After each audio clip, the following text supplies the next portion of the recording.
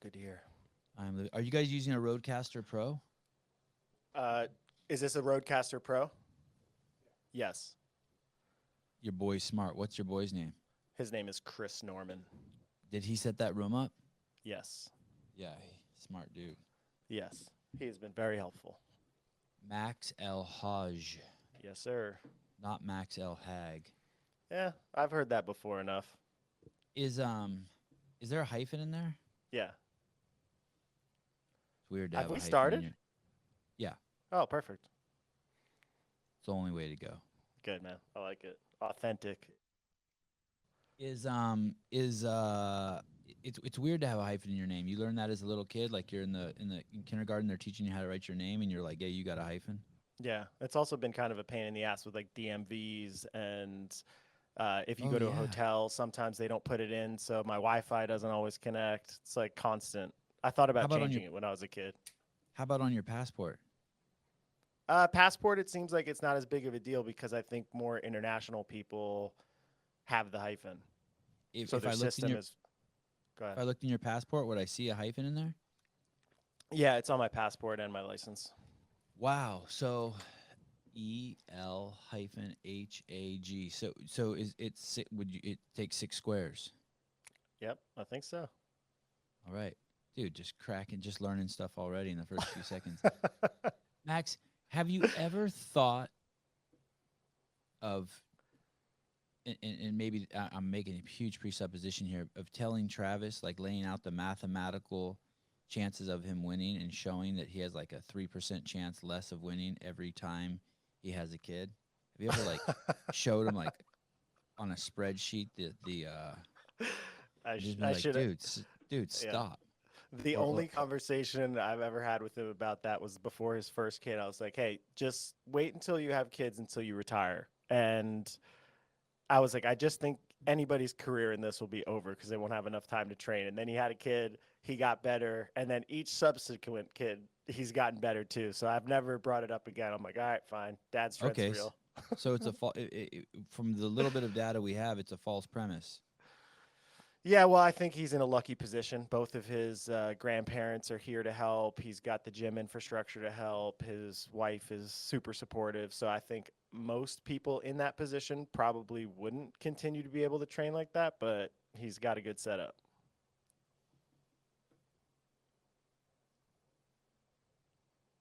You run this training program called that's not for dramatic pause, people. Stop saying that. That's just a fucking slow brain. But you all eat a dick. Do you have live stream comments? No, but that's the Uh, comment in YouTube all the time. I'm just uh answering it to my head. I saw a little YouTube thing pop up. I love Sevan's dramatic pauses, or those dramatic pauses are stupid. Like that's quiet. good. I just don't feel an obligation to talk if the first you know that you know the movie Terminator. Have you seen that movie? Yeah. Terminator 1 or 2 or 3 or Terminator 1. yeah. And there's a scene in the movie where like someone says something to him and then there's like 5 responses that pop up and he chooses fuck you asshole. Do you know I what I'm don't talking remember. about? My memory's not good enough to remember, but I like the And, concept.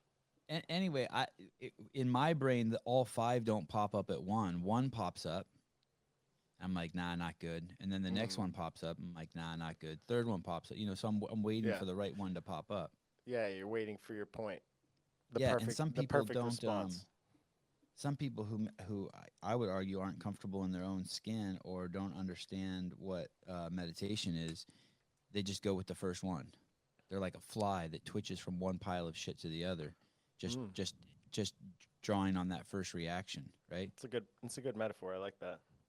Am And I am I sometimes go ahead. Go ahead. I was just going to say I might be one of those guys jumping from shit to shit. Probably not. Probably not. I think maybe you are the smartest guy in the room. I think that and maybe it's just because you're not well known yet, so that there's not enough to, or you're soft spoken. But everything that when I dig around about you, the little bit that I've interacted with you, you seem like you're the smartest guy in the room. Like, and I don't know what that exactly that means, but it's probably like a composite of you care about your athletes, you understand fitness, you're humble enough to grow. Maybe humble is not the right word. Maybe it's that's a Maybe it's just that you have the desire to win and get better so much. Maybe it's you're an egomaniac enough to Yeah, grow. a Who little knows what the combination of both of them. Yeah, yeah, who knows what a balance the between. engine is that pushes that. Um, and your trajectory, someone comes on the scene like Matt Fraser's programming or Proven and they're immediately just in the limelight.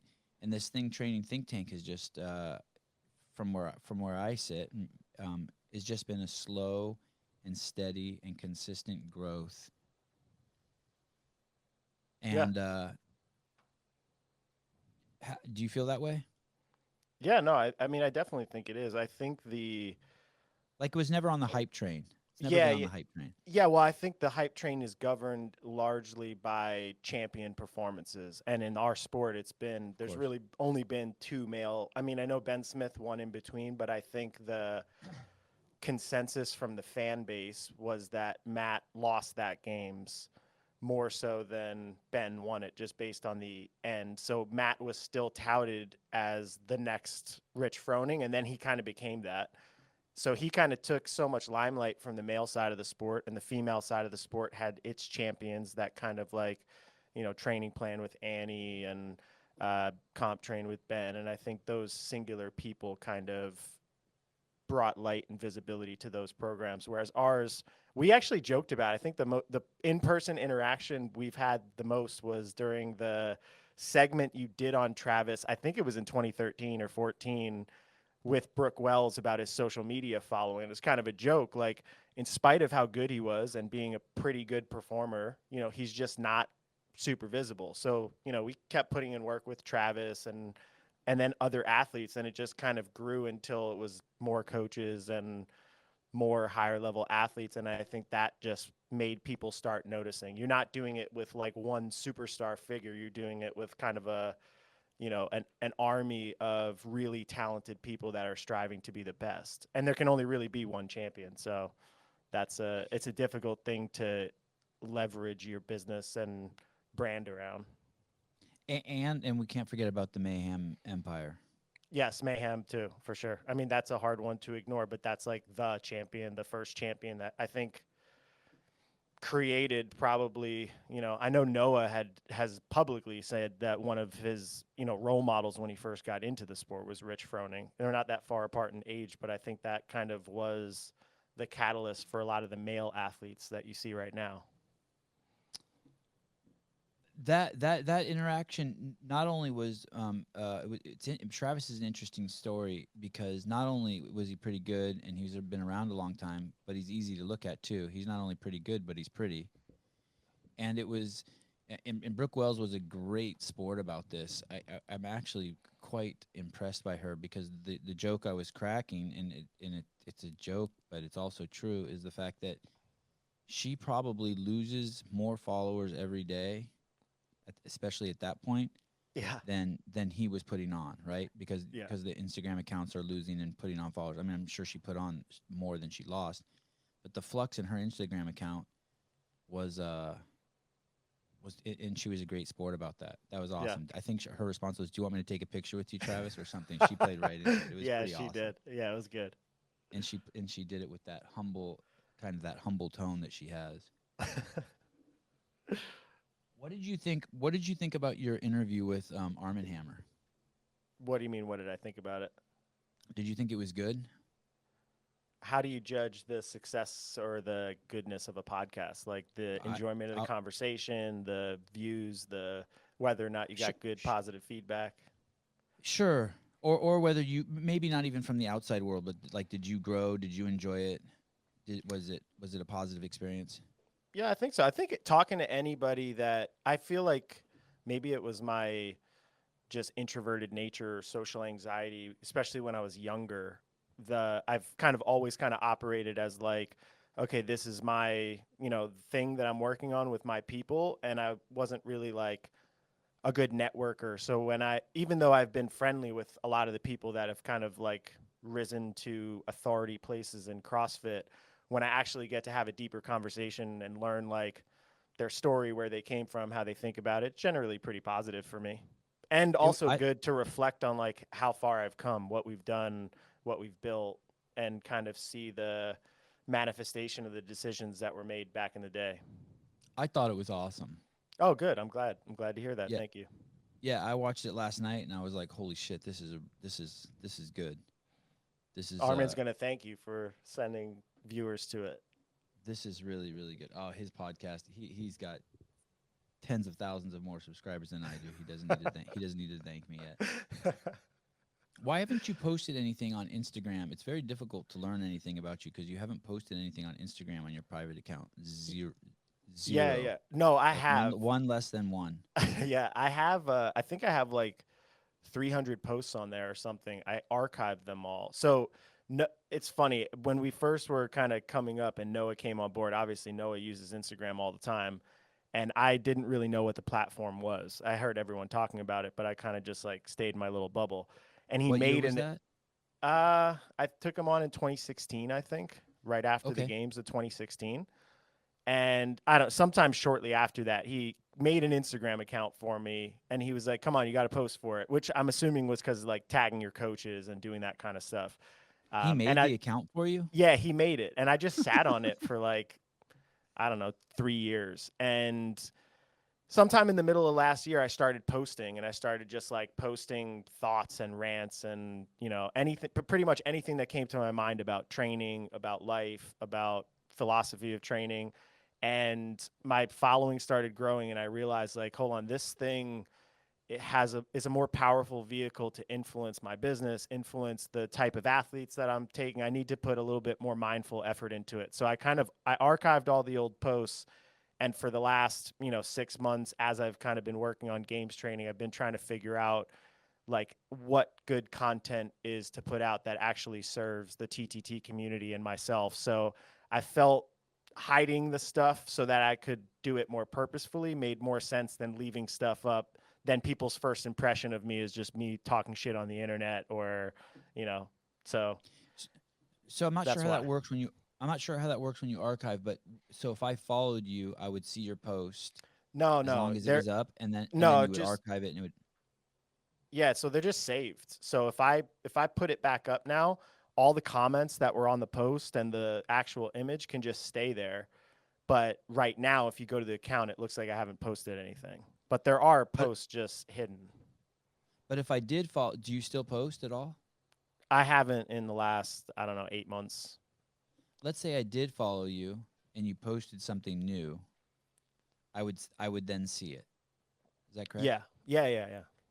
And then maybe like a week later you might archive it and I wouldn't be able to see it anymore and you'd be back down to zero. So you could if someone could run their account like that, it's just one post at a time. Yeah, I actually thought about that. So we see people using the platform. I'm like almost in the same way. It's like constantly archiving their lives. I've actually thought about, and I'm most likely not gonna do it this way, but I had thought about making it a static page that was almost like a piece of art. So all the images kind of lined up, and each one was topical relative to something I wanted to talk about, and then just maybe every quarter going in and refreshing it. That probably wouldn't be good for building a following though, because then you're not getting a lot of engagement, a lot of comments, and I don't. My livelihood is not going to change whether or not I get a big following on there or not. So maybe that could serve me, but I think in the long run, it probably makes more sense to attract more people to the page, to just to network, to have people that want to come to your camps and clinics and know where you are and do that type of stuff. And I guess you have the think tank you have the think tank training page. So you also have that as a vehicle. Yeah, yeah, for sure. I mean, well, that's Chris. So Chris Norman, he does media for all of TTT. He started Barbell Shrugged with Doug and Mike. I don't know whenever that year was. So he came on and he's basically done all the media for Training Think Tank, so that I could kind of be a social recluse or whatever I am on the social So media do world. you not go on social media every day? I think I still use it every day because I'll look at our posts. I do have a habit every once in a while of just scrolling and seeing what's on my search filter. But I don't really follow that many people for like keeping up with them for their lives or what they're posting. I normally just use it like, okay, I want to know something about sprinting. Who are the famous sprint mechanic people on Instagram? Go to their pages, look for what I'm looking for, grab it, and go. I kind of What sneak in. What I want to circle back to Chris Norman. I have some questions, but what do you think about the knees to toes guy? Knees over Knees over toes. toes guy. Yeah. Um, so we Do you use know their that guy? Yeah, yeah. The guy himself or his methods? Either. Let's start with his Okay. methods. Yeah, yeah. I don't know him personally. I think so in the context of CrossFitters, just the nature of what we do, the amount of squatting, the amount of muscle mass, the amount of upper body muscle mass, I think a lot of people putting those practices in because they're not plyometric athletes. Like you look at a basketball player, they're explosive, they can jump, they can absorb force, but generally they're not thick, heavily muscled people. You don't develop upper body mass because you're shooting. So if you do those kind of protocols and you're just using your body weight and doing slow progressions, you probably wouldn't do as much potential like damage. I think for CrossFitters who are, trained to have their knees in one spot, not track too far forward, push them out, I think that you would likely start to create some, I don't know, structural issues or tendonitis pretty quickly unless you change the whole training program around it. So I think the methods can be used for specific things, but I don't know. I think it would be a strange thing to say everybody should use that because it's, I think all methods are goal dependent for Do, training. do you own that device that he sells? That triangle The with the wedge, yeah, the wedge, and then he's got like a little step he sets it on to make it higher or lower. we have a slant board, but we've had that before the knees, like Poliquin step ups, Peterson step ups, sissy squats, some of the stuff that he does. It's full circle. I feel like in the training world because things become very popularized as if they're new and no one's ever thought about this, but really it's just somebody charismatic who can put this information out and make it digestible and give it to the right people. But a lot of that stuff we've used before in the past. It wasn't as systematic and maybe not. He's very niche and deep dive into that thing. So I don't think I would say that at my knowledge base could equal his in that realm. But we basically just had some of the stuff already built. And then when his stuff came out, it's like, oh, here's a system to use this stuff. And, one of our coaches specifically experiments with it a lot. But when we put it in a lot of programs to figure out like what people can tolerate. And I would say I'm very easily influenced by things like that. I just stumbled across his Instagram account recently, and I was like, I was just thoroughly impressed with Yeah. the stuff he does. But Yeah. like I have no idea. I mean, my instant reaction is holy shit, that can't be good for you. But of course, but I immediately start trying to do it, and I'm Yeah. like, oh, actually, that feels fine. Yeah, that's a weird not a weird reaction, but I feel like it's the same reaction that people get when you talk about CrossFit or when you talk about jujitsu. Like there's definitely joint risk to do anything physically impressive, and if people aren't willing to take that and they want to be safe, then they shouldn't do those things. But you're also not going to become physically impressive not taking those risks. Right, right. I was with Greg one time, Greg Glassman, and he said he was talking to someone, and he said, if you want to fight, what was it, cardiovascular calamity, you're going to have to take some risk with orthopedic calamity. There Yeah, just you yeah, have to. You get off the yeah. couch, there's going to be a chance you're going to fall down or twist your ankle or. Yeah, for sure.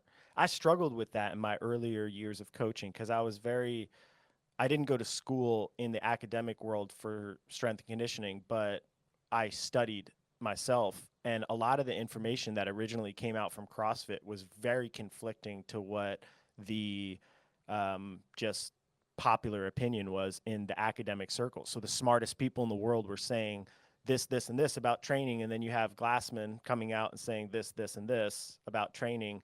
There was a lot of conflict. And I think in the beginning, I took a lot less risk with people that were trying to be great athletes. I still take much less risk with people who are just general fitness trainees, but with athletes, I think as I've gotten more mature into the sport, I'm like, well, you have this number of years in your life to commit to being great at something physically. You got to take some risks. You got to push it. And now how do you do that in as safe of a way as possible? I think I've almost become more aggressive as I've gotten older in that realm.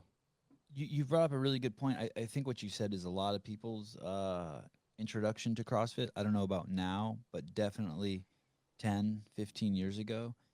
and I think one of the most famous, arguments and things that freak people out is the squat below parallel. Yeah. And to think that now it's just a given in the United States. But the truth is that if you ever went to China or the Middle East or to India, Yeah. you would see these dudes with ass to ground, 20 dudes sitting around, heels flat on the ground, toes flat on the ground and their ass on the ground. And it's like, Yeah. yeah. And you can walk around India and see some of the most mobile old people in the world. And then, Yeah. unfortunately, due to the introduction of Western foods, they also have 100 million type 2 diabetics. Yeah, yeah. There's a phrase, I think it's Ralph Waldo Emerson. I'm not entirely sure who it is, but it's the You're creation. just trying to one up me now. No, You're no, just no. trying to one up me No, now, no, no. Max. I see you. I'm trying to build rapport. So like the With who? The audience or me? both. Okay, okay. Yeah, with everyone. Okay, Uh Ralph Waldo, go ahead. yeah, he said something like the development of carriages in society made us forget how to use our legs.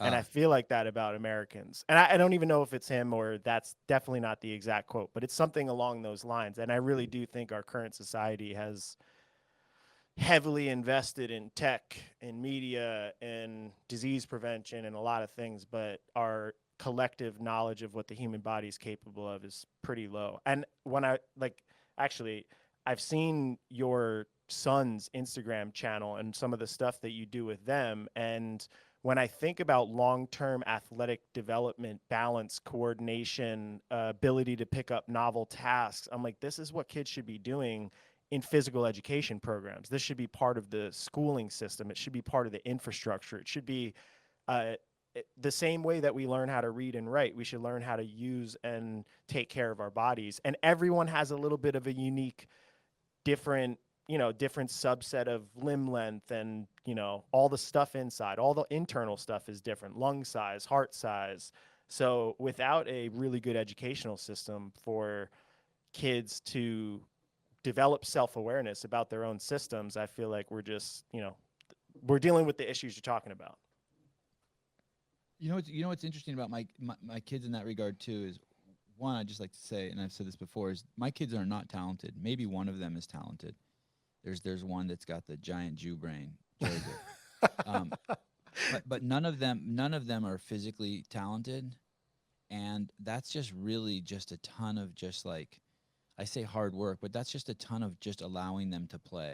And Yeah. that's a ton of attention, and that's a ton of just giving them smiles and love when they do what I want them to do. Just manipulation through Yeah. clapping. Yeah. The same reason why the Pavlovian CrossFit conditioning. yeah, the same reason why you hear the CrossFit Games athletes saying they love live events. Mm. They're conditioned.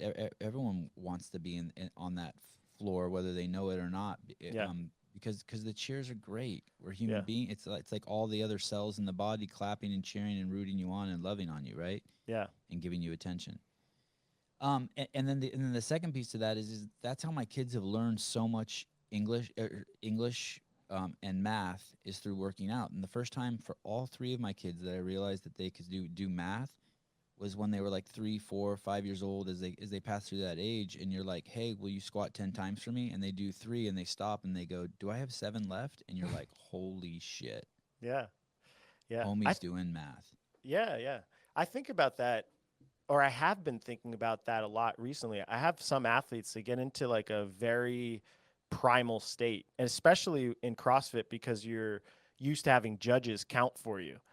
And it's very different to the way that I operate because a lot of times when I'm working out or doing things, I'm counting in my own head, talking back to myself. I'm like, maybe disconnecting from my thought process and just letting myself go full animal mode and letting somebody else do the quantification for me would allow me greater physical expression. But then it just, it's a question of like, what skills then do you ultimately want to cultivate for yourself? You got to make those decisions. Do I want to become more primal to be better here, or do I want to maintain some of those quantitative skills by practicing? Because it's like any skill, I'm guessing that I need to practice the constant repetition to make sure that I'm still good enough with the numbers. So it definitely is interesting. There's a tie between the mind to the body.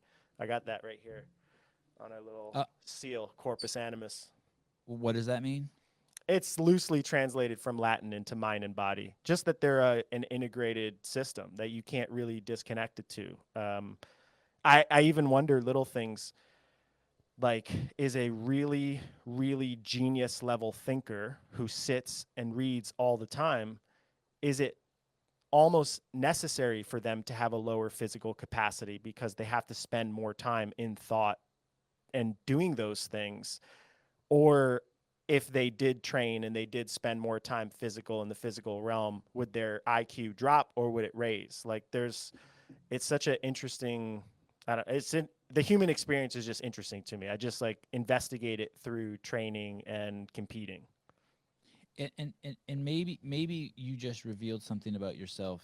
I called you the smartest guy in the room, but maybe it's also the fact that um, you're able to think of stuff like that, which involves a huge component of self-reflection, Mm. of knowledge of how a curiosity of not just how the outside world works, but how the inside world works, Yeah. and how you can maximize the outside world by being aware of the inside world. So that I like that a lot. Going back to Chris Norman here. So Yeah.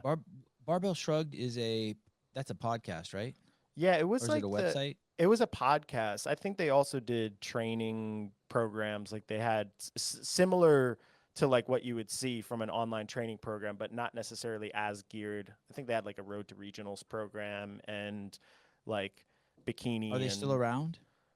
I am not really sure. I don't know. Chris has been here for like 4 years, so And he's that was the one where the guys traveled around with microphones and they would do a podcast and there would be like three of them standing and then Rich yeah, Froning would yeah, be there and they would stand and they would talk to him. yeah, yeah, yeah. It was kind of the first podcast in the CrossFit space. I don't know. I mean, I know that they What's Justin he saying? Jenkins was the first. Oh, I know what Uh, he's talking about. That was okay. CrossFit Radio. That was CrossFit Radio. Wow, Okay. that is it. Wow, that's Chris chiming Yeah, in. yeah. Man, he knows his shit. He's been around since the beginning. So And it's been an interesting process. Like I think what I've tried to put out training wise, he's tried to make me more, I don't know, publicly digestible, entertaining. I'm not sure in what capacity, just figuring out what the best way to share our stuff is. and what was his attraction to you? Why did he come to you? Did his girlfriend move into your town and then he moved there and hit you up for a job, or why was? Uh, Mike McGoldrick was one of the podcasters for Barbell Shrugged, and he's been an athlete that I've coached his wife for 9 years, who's on our team and is the general manager of Travis's gym. And I worked with him when I was working at OPT, and he was currently at the time I was programming for him as an athlete. And I was like, hey, we're getting so many inquiries for coaching, and I feel like you and Brandy being here would be super valuable. So I created a job opportunity. He came out, and then I think Chris just kind of followed. He came to one of our camps, and I don't know, we just vibed and chatted about how we could work together. Are you married? No, I've Do had you the have a same, yeah, for a long time. You've had the same girlfriend for a long time? Yeah, Like how long? 15 years, And how old are you? 35. And oh, okay, that is a long time. And Yeah. do you not believe in the institution of marriage? Yeah, I mean, I think that was my youthful belief. And then now it's just been so long that I'm like, all right, well, do we really need to do it at this point? If we've made it this far, it doesn't really matter. I feel like it's just a societal signifier more than it is something that's meaningful, unless it's done for like tax purposes or something, which then it's not really what that word means in my perspective. Blasphemy, blasphemy, Max El-Haj. So That's right. my wife and I met not when we were 20. Maybe she was 20, maybe I was like 23 or 24, and we were together for 15 years, and maybe at least 15 years, and we thought.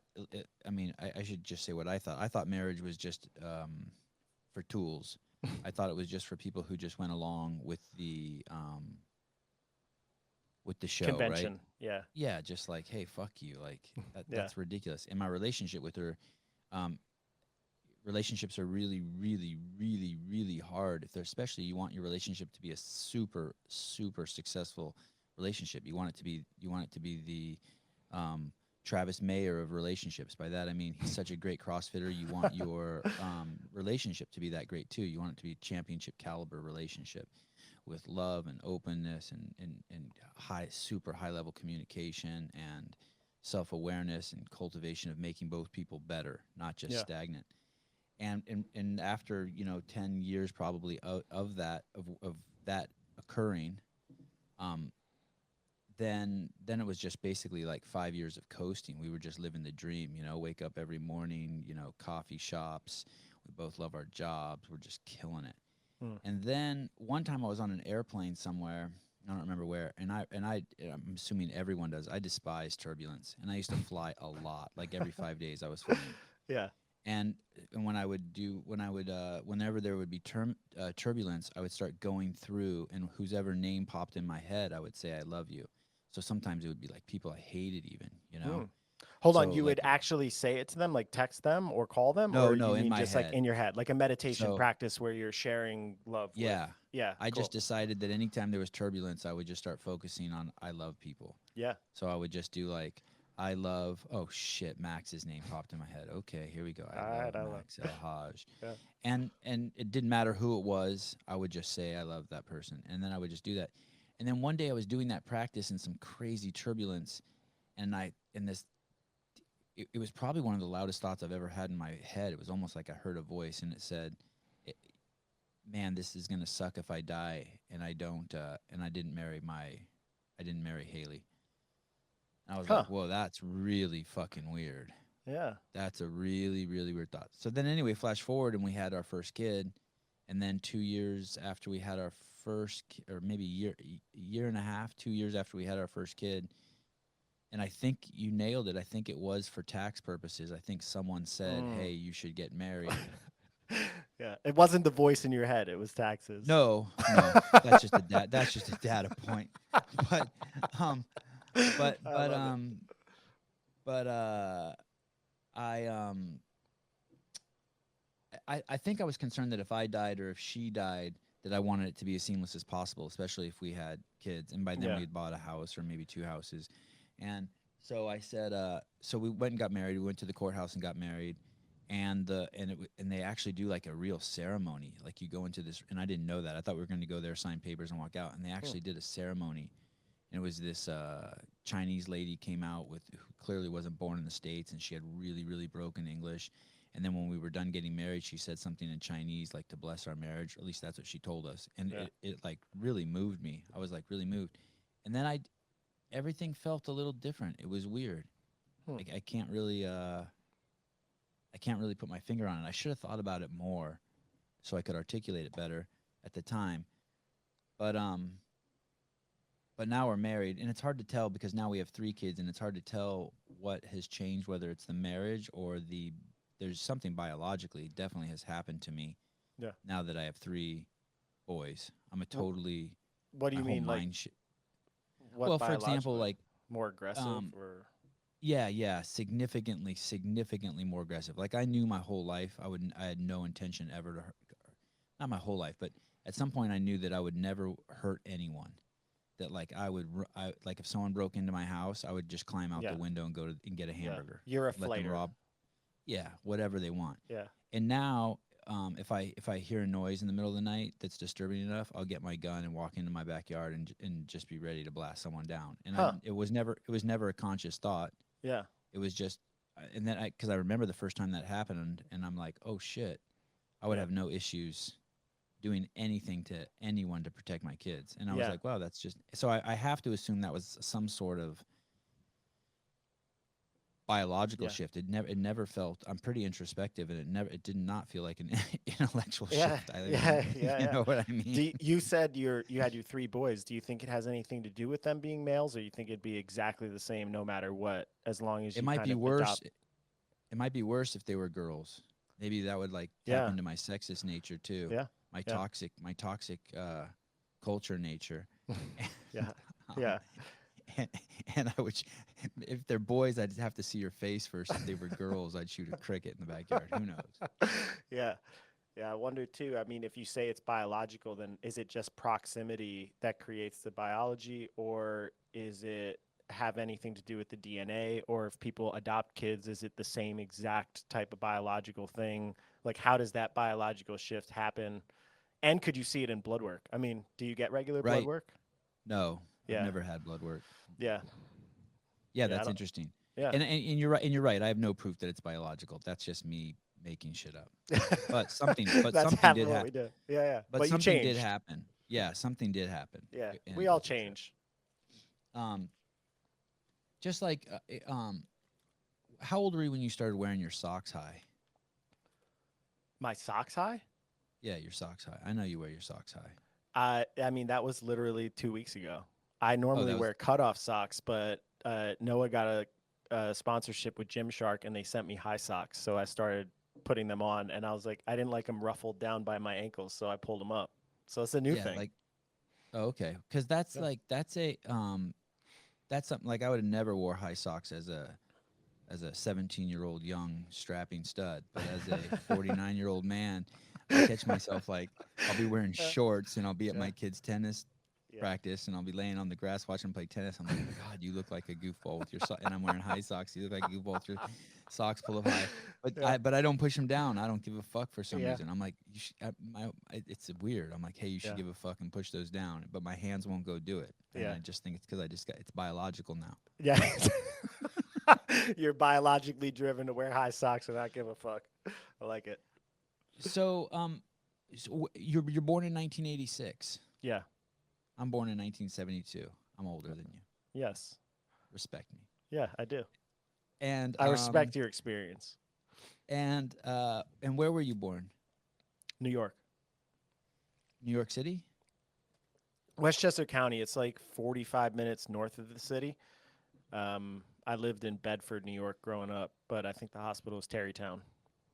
Okay. And you have some El-Haj is a Arabic name? Yeah, my father's Egyptian, and my mother is like Irish and German. She's just from New Jersey. So they met at Rutgers University when he came over when he was, I think he was like 19 or 20. Oh, interesting. Similar to my dad. Because if you type in Max El-Haj, you get a shit ton of videos about you, by the way. Congratulations on just, it's really cool how much content you've put out. It's Yeah, really, really impressive. thanks, But then every like 20 videos, there's like some dude singing in Arabic, man. you know, Yeah, with that writing that I can't read. So I'm like, okay, he must be Arabic. yeah, yeah. I am. My father made a very concerted effort when we were growing up. I think he just had a bad childhood to like he wanted to raise us as very American. So he didn't teach us Arabic. He didn't teach us much about his culture. I when I graduated from college, I got a gift to go over there and like, I went around Egypt and met his family, but we didn't really have that much interaction with that whole side of like I guess where I came from or my heritage. So it's kind of interesting like growing up in the melting pot of New York, you have every type of cultural person, but I think I never really identified with any of them because I wasn't really like purely white. I wasn't really Arabic because like, I wouldn't really fit in that culture. So yeah, it was definitely an interesting process. And does your dad have a lot of brothers and sisters? He's got one brother, one sister who both passed away like when I was really young. And did your dad come here on a scholarship? He went to high school in Egypt and then got a scholarship to Rutgers? He went to high school in Egypt. I think he did university in Egypt, and then he came here for like advanced degrees. He got, I don't even know where he got them from, but I think he had an MBA, a PhD, and another master's, and just like kept kind of going to schools. So I don't know if he got I don't know. I don't remember which degree it was that he got at Rutgers back then, but I think it was something in science and like food production. He was a scientist for General Foods. And did he bring your grandparents here? Are they here? No, no. They're still back there.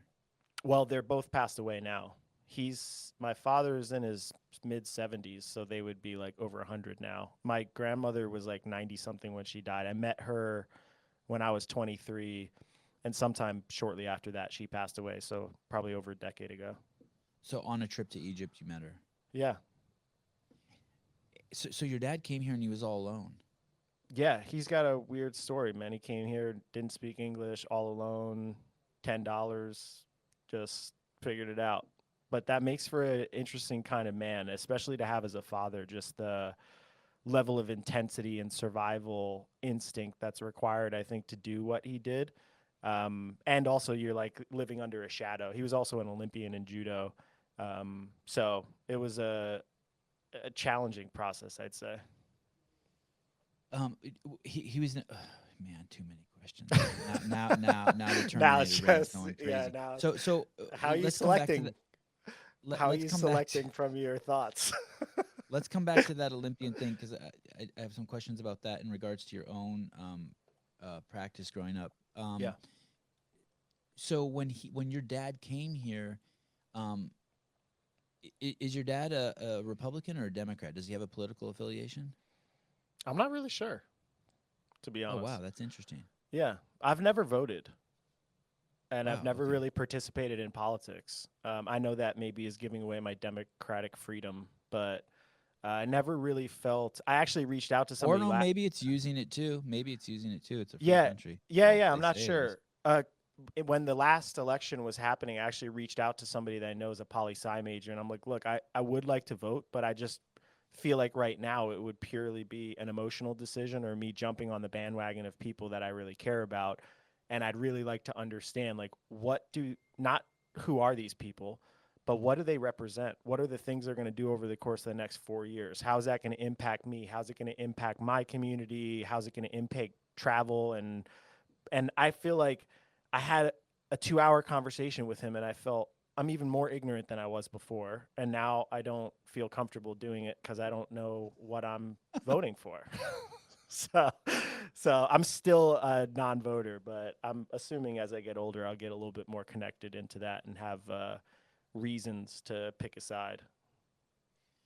Right now, the reason why politics are interesting because it's fascinating because theoretically they both want the same thing, but the means of which they want to go about it are significantly different, Yeah. and um, both What's sides the think that thing the you think they want? um, e- peace, equality, love, um, healthy functioning society. All humans are in the melting pot, feel at home and equal, Mm. and allow able to express themselves. And I'm no poli sci major, but there's one side that there's there's deeper thinkers on one side. So than on the other side. So one of them's really concerned about the outcome.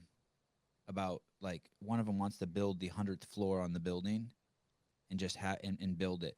Like Mm. they think that you can build that. They think that you don't have to plant the seed to focus on the foundation. And the and the Yeah. other half just thinks that it is very concerned about the outcome. Yeah. And the other half is like, no, you can't you have to focus just on the foundation Yeah. and let it grow organically. This is nothing you can force. And so you have these two. It's but the name call, but I don't think the people in these tribes don't realize that they necessarily want the same thing because of the name calling. The people on the 100th floor are like, hey, fuck you, you don't believe in the 100th floor because you're just focused on the foundation. Yeah. But you don't necessarily hear that from the people who are on the foundation. But the people who are on the foundation are tripping on it's a mess. Yeah. It's a mess. But they do Yeah. want from what I can see, they do want the same thing. They want this 100-story building. But one of them is the people who are trying to build the 100th floor. They're exacerbating the problem by neglecting the foundation. Yeah. I don't fully So catch the metaphor, but I agree with okay, you that it doesn't seem like both of them are on the same page. And it also, I mean, I think fandom, like picking a side all the time, it's a very human thing. I know we're very tribal by nature, but when it comes to leadership, it seems corrosive to have the leadership of our societal structure creating two teams as opposed to having maybe a singular team with multiple different viewpoints and then somebody in a leadership position being able to pick from those viewpoints based on their own best guess, intuition, analytical thought, emotion, whatever. So it seems like, and I think I vaguely remember somebody talking about George Washington saying the deconstruction of what was created would be something if you created two sides. And that's why they had the, if you're running, one person becomes president, one person becomes vice president. And then over time, I forget who it was, one of the founding fathers, Hamilton, no, I don't know, but basically somebody at some point took that out, and basically your vice president you could choose from at that point. So, Oh, interesting. yeah, I don't know. There's a lot embedded in history, and again, it's like one of those things where I'm like, I'm drowning in my own work. I'm just trying to figure out what I can do Right. here. Um, and you're right. There is a lot of fandom. It's like people who are like, no matter what, the quarterback of their football team is the best, and they refuse to because it's their favorite team, and they refuse Yeah, to use intellectual like, no, he's not the best, but that can still be your favorite team. yeah, Like yeah, like, you could be a why can't you be a why can't you be a Republican and be pro-choice, and why can't you be a Democrat and be pro-life? Well, because the party says those aren't the core tenets, and it yeah, fucks everything up. yeah. I didn't expect that we'd be in politics, but I'm happy to be here. How is that? How is that? How are we're in such a we're steeped so how many athletes do you have? Me? Yeah. I think I coach 12 now. Holy cow. That's a lot. Well, I mean, at one point I was coaching a lot more than that. Just You go ahead. the conventional wisdom, I think, in sort of in the business world, the structure of running a business is that you wouldn't have more than 4 to 6 direct reports. And I don't know if there's a direct um, one-to-one look at that, but like it's very difficult to have more than 4 direct reports. It's crazy to have 6 direct reports, and by that I mean so. Just to explain how that well, how many employees do you have? We have 13 coaches and two, like a media and a business administrator. Holy cow! So 15 people, and how many of those people are allowed to talk to you? And by I mean allowed to talk to you, like, do you have a head coach?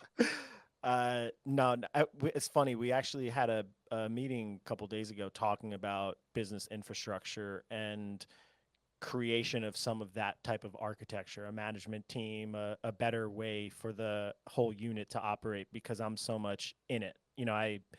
I don't do everything. Like I have coaches that write programs for me that help me with my coaching load. And obviously, Chris does media and there's business admin, but I am almost in some sort of a management role for all of those different things, which takes away from whatever my core competence is, probably as a coach and as somebody to investigate and think about human health and performance. I mean, it's what I've dedicated my current life up to this point to. Um, so we actually have talked about what that would look like. And I agree with you. I think that the more lines of direct communication, just the more time, because it's managing a relationship. Like you talked about it in terms of your wife. Um, there are so many different types of love and relationship, and they're different. But in order to cultivate a good, worker and or employee and boss type relationship, you still have to invest a lot of time into it. So as you cultivate each one of those relationships, you just slowly dip out of units of time you have in a day to do anything. Yeah, like you. So you don't have a head coach. Well, I mean, I would guess that I would be the I mean, like, so like let's personnel. say a bumper. So a bumper plate needs to be replaced. Someone wants a raise. Someone's going on vacation. There's water leaking under the door of the gym this year. One of the athletes claimed that another athlete peeped at them while they were in the changing room. Um, like, is there someone who catches all of that? Oh, So that you don't yeah, have yeah, to yeah, talk to 4 different people, yeah, like, yeah. and someone's like, hey Max, I'm meeting with you on Saturday, I have a list of 20 things, and they bring them to you, as opposed to you spending an hour with all of the, you know what I mean? Yeah, yeah, yeah. So John is our business admin, and our business is kind of, or like our gym setup is kind of unique because in 2015, Training Think Tank, it was more of an idea at that point. It was really just me coaching people and having two coaches 2015 you underneath me. said?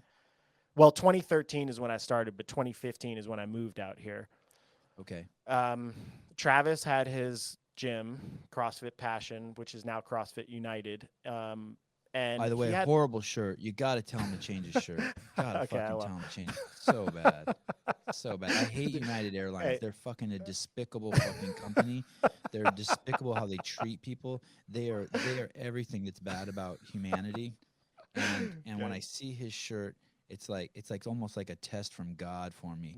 Like good. here's a man that you here's your horse in in all things CrossFit. You love Travis, and he's wearing that goddamn airline shirt. Okay, Yeah, sorry, go yeah. on. No, it's all good. The so he has a square footage and a bunch of offices that he wasn't using. So I moved here and then convinced the two coaches that I was mentoring as part of Training Think Tank and one other coach to move here, take that space up, and we were really operating a purely digital business. Each one of the coaches has their own group of athletes that they work with individually, and then we have some of those coaches work together to do the like one to many programs, like the programs that we, you know, that would be like an athlete following, like a CrossFit Mayhem program or comp train program.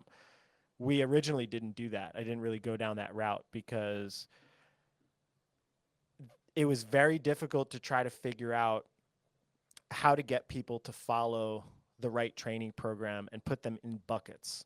And I feel like there were a lot of training programs out there that were putting out this really hard shit to do, but a lot of the people that were following them didn't really have the requisite ability or training background to be able to tolerate that. So it was like, yeah, I could make more money doing that, but I don't really feel like I can support that type of infrastructure and properly coach people this way. That changed a couple years ago because when you have 13 other coaches to lean on, then you're like, okay, now I can try to put work into figuring out how do we create divisions, how do we create clear explanations to people of like who should follow this program and why. Doesn't mean it's going to be perfect, but just I felt better about it. So the digital side of the business all has its own like chain of command that goes up to our business admin John, and then Travis for the on-site kind of has his own chain of command because he's running his CrossFit business here. And we've talked about figuring out over time how to kind of take the next step and integrate those communities into one forward thinking vehicle, but things go really fast, and business development is a process. You need the right resources, you need the right people, you need a right vision, you need all the staff in support of what that looks like, you need good partners. So I've just been like slowly trying to figure that out, and in the meantime thinking of how do I be a great coach, because that's what my current role is, and I feel like that's going to drive a lot of what we want to do in the future anyway.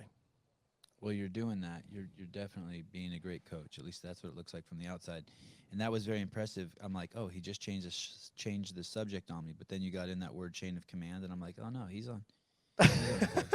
He's on course. When you have this many athletes and this many people, and there is so much social drama and opinions, and is there drama in the gym, or does that stay out of the gym? Uh, I I mean, I think every community has social drama. I think ours vets it out maybe a little bit better because there's just more clear lines of like, hey, this is where you train for this specific outcome. This is where you train for this specific outcome. But I'm sure it's there. I'm sure some of it too I'm unaware of. Like sometimes I can just not notice things. I walk in, do a training session, and leave, and then somebody would be like, "Oh, did you see the mural on the wall?" And I'm like, "I didn't even notice." Like, so it's possible that I'm just a little bit absent-minded in not perceiving it. But it seems like we just have a culture of people that have you know, gotten together, or maybe it's just right now because we've definitely had more drama in the past. I think it's just maybe it's a cyclical thing. You just get into the right time and you have the magic, and you got to kind of ride that wave for as long as you can and try to keep moving it in the right direction. You also have the two athletes that I know the best in your camp. Not that I know them great, but Travis and Noah, Yeah. they seem to be, for their own reasons, for their own 50-cent analysis I could give, above that. Noah seems to be above that, and Travis probably his life is too full to entertain any of that shit, right? I mean, Yeah. Yeah, gym, for sure. family, trying to be Yeah. the best at something in the world. Yeah, and Alessandra moved out here too, and all three of them, like collectively, they have 7, 8, and 9 CrossFit Games appearances. So the behaviors and the stress adaptation abilities and the way that you integrate in a social, like all of those things that you would be required to have longevity and trying to strive to be great at something for that long, generally you can replicate in other people. So they've kind of acted as a role model for some of Right. our younger culture, and they've been a huge gift to me. Like I've invested a lot in Yeah. them, and in turn that investment has, I think, helped their careers and also helped my career in helping create an environment that when they decide to leave, which every athlete has a life shelf, like, or maybe they go into masters, but the limelight won't be the same. So whether that's 5 years from now or next year. We don't really know, but they've left their legacy in terms of how to operate as a human being embedded into the culture. So I'm super Yeah. grateful for that. That's interesting you say that. You have Alessandra Pacelli, Travis Mayer, Noah Olson, and they've definitely cracked the code on longevity. They're three of the most hardcore CrossFit Games athletes that exist in the world. And if they had bad habits, let's say they were fucking a new client every 6 months, or they were the people who always left their water bottle out, or Yeah. if they were the one who knows, peed on the toilet seat, that they wouldn't have lasted this long. Yeah. And so whatever habits they have leads to some sort of cultural success in the gym. That I'm understanding that right, right? Yeah. Cultural success, and people aspire to do what they're able to do. So, Right.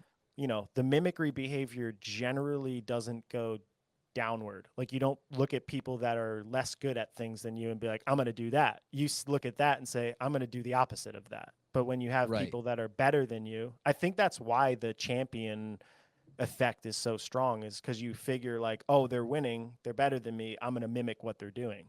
Because we're like, our mirror neurons and our desire to just take over and watch what other people do to replicate it. So you assume that, oh, they're doing everything right because they're better. And I think that same thing could be said for Travis, Noah, Alessandro. Like maybe they're not doing everything perfectly, but they're just setting a role model because they are the peak of fitness of our internal community. And there can be no other trait better. Trying to think of a better word than better. More valuable than whatever the components are that give you longevity. Because once you're out of the game, you're out of the game. So Yeah. it doesn't matter how fast you can run, how much you can lift, if you show up on time. But as much as it matters in the pyramid of what can you do to last 15 years in the sport, because Yeah, once you do that, you can work on all the other stuff, right? for So, sure. and a lot of people always talk about physical health, right? Not being injured or whatnot, or diet or this. But there's a cultural component that's massive that I actually don't ever hear anyone ever talk about, that we're kind of scraping the surface on now. That like, yeah, if you're a piece of shit, or if you have some bad habits, like you're boning all the chicks or all the dudes in the camp, then you're going to be switching camp to camp to camp to camp because you're a disturbance. I'm not passing judgment on whether it's a good thing or bad thing to fuck a bunch of people. I'm just saying Yeah. it's not going to lead to the success of a long camp. Yeah. I So mean, I think that your underlying ambitions and what your highest value systems are generally will influence your actions. So the people that are in it for whatever it is, fame, sex, money, the behaviors that are cultivated for that specifically will not be as good if it's, striving to be your best self as measured by X. So, yeah, I agree with you. I do think those behavioral traits weed themselves out. I think that's why you see a lot of athletes, meteoric rise, not as relevant, or, good one year and then lifestyle stuff happens, takes them out, and then come back up and they're good. I can't tell if it's good every time I say something and you repeat it and sound smart. It's probably good for the listeners and bad for my bad for my image. Um, Oh, shit. um, these man. First time I'm gonna say this in the show. I lost my train of thought. I usually don't have the humility to do that. Um, Great. let's go back to your dad. Your dad was an Olympian in judo. Was that Yeah. for what country? For Egypt in like 1964. I think in 1968 as well, but there was a political boycott or something. I think that was one of the wartime years. And so that he didn't compete then, and he came over here, and that was pretty much the end of his athletic career, super early. But So he was a young Olympian. yeah, 16 and then 20, I think. Which I think in a combat sport, especially in like nowadays, that would probably be impossible, especially if it was like in the US. But, in a combat sport that's, wasn't super popular back in the day in Egypt, I think it was a more attainable feat. It's not that it's not impressive, but I just think it would just not be possible. Although I wouldn't have thought like Mal O'Brien or Emma Carey would be able to do what they do at that age in CrossFit either. So maybe I'm just wrong. Oh, damn. I want to talk about I want to talk about your dad and his influence on you, but I want to talk about something else I saw too because this evening I'm going to interview Gabriella Megala, Mm, and she said something in an interview she did with God, I wish I can't even say the guy's name. He's a European guy. He has a podcast. His first name is WYKS. I got to I talk don't to know how to him. pronounce that. Weeks, I guess, but dude, you can't have three consonants and then wait, no, he has no vowels. Yeah, no vowels. WYKS. You can't have four consonants. Hey, I think they let's slap say in this guy sometimes around. right AEIOU and sometimes Y. Yeah, but it's not. It's not. Yeah, Yeah, it's a that's just fake for one. little kids. Us adults don't believe Y is a vowel. And um, and I guess his saving grace is that he's soft spoken and handsome. But the name is we got to work on. We got to give him like John or something. Yeah. But anyway, he was interviewing Max. He was in. No, I'm interviewing Max. He was interviewing Gabriella Magala, and I'm going to interview her today. And he asked her a question that he said to her. God, I'm going to screw it up. But basically, he asked her something like, "Hey, what's harder? Is there a difference between participating as a teen versus as a pro in the CrossFit Games?" And she took that and brought up a subject that I'd never heard before. And I felt this subject in my head before, but I've never been articulated it. But it's fascinating. I think she basically said the year that she went from teen to the adult class, she was thinking about quitting Hmm. because at that point she had this rude awakening of how fucking good these girls really are. Yeah. And I think about that even for the top girls in the world, that they would almost always want to quit because I think Tia's, I don't want to say Tia's better than Matt, but I think The she is, gap between her and the rest of the field is wider than where yeah. Matt's And I don't was. even want to, probably, yeah. And I don't want to rule out that she's better than Matt, but she's a problem. She Yes. is, she is a fucking problem. She is, that should be the name of her company, The Problem. I mean, she is a problem. And, For other people. mentally, physically, every part of her is just a fucking nightmare. If you have to compete against her, I would have to assume. Yeah. And but tell me about is so what inspired this is what you were saying about being young and your dad being in judo and the evolution of the sport and coming from a small country and a big country. Have you had any teens who tried to become adults and how competitors, and how huge is that gap? Because Well, what she was saying, what what's her name, Gabriella Magala was saying, seems very, very true. yeah. Would So you agree or Alex, disagree? no, I agree completely. Alexis Raptis works with one of my clients or one of my coaches, Adam Rogers. Uh She huh. took sixth this year at West Coast Classic. So she was one spot out from missing And or how for old is making the Alexis? games. She's 22, I think, and she Okay. took second in the teen division 17 and 18 a couple years ago. So 4 or 5 years of continued coaching development to bridge that gap in terms of where the performance was in teen versus the main open field, which is Yeah, why I like think it's not a seamless transition, right? oh, You're not like, okay, this Angelo year. DeSico did the same thing. He like missed out at the MAC, and I think he had won the games in the teen division before. I think I'm not sure. And what would you say if you had one of those teen athletes who is, let's say, you're dominating the team division, then all of a sudden you can't even break the top 50 in the world? when you go to adult? What would I say to them? Yeah, like what do you say? Hey, you're not good enough, or do you say, hey, man, this is totally normal. It's not seamless. Yeah, I mean, I would say the latter. Give them. I think every season I kind of have a debrief with an athlete and a re-goal setting process. You still enjoying doing this? Do you still want to keep going?